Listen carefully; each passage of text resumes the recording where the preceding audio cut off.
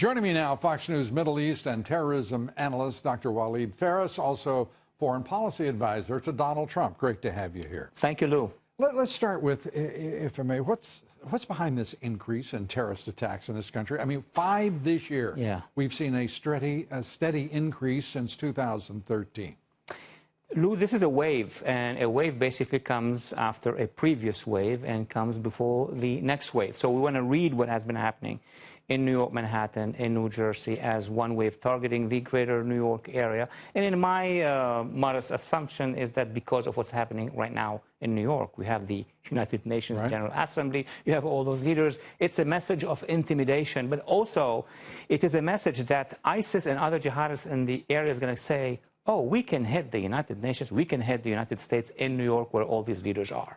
And yet the White House response, President Obama's response, talking with many of those leaders and representatives, saying, you know, the caliphate is half what it was. Therefore, we are making immense progress and we are now on the correct side of history, as he's fond of pointing out. Is he, are we?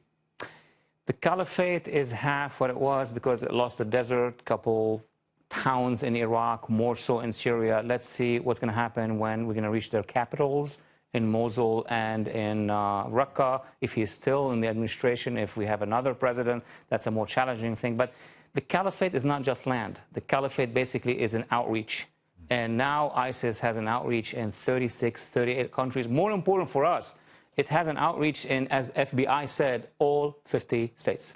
How big a job does Donald Trump, if he's elected, or Hillary Clinton, if they are elected, how big a job is it to restore American power, to restore some sort of support for our allies in the Middle East, because we have disrupted far more than we have built over the course of the last 2 decades? Lou, as you know, unfortunately, we've abandoned, as the United States, as this administration, many of our allies. I mean, the most peculiar allies, important ones, Israel. We had a lot of tensions with them.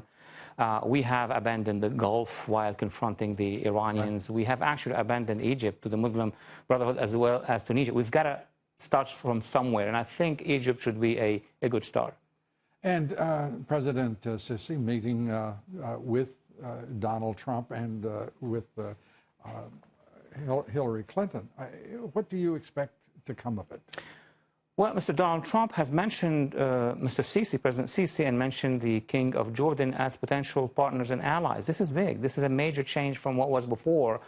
Sisi was criticized by this administration, not by Congress, but by this administration. So there will be an opportunity. Criticized, by the way, because he would not do what President Obama said, which was make the Muslim Brotherhood part of his new government. Well, I mean, that's about as extraordinary an arrogant gesture as any country could make to another, to try to dictate the makeup of the government that you're creating.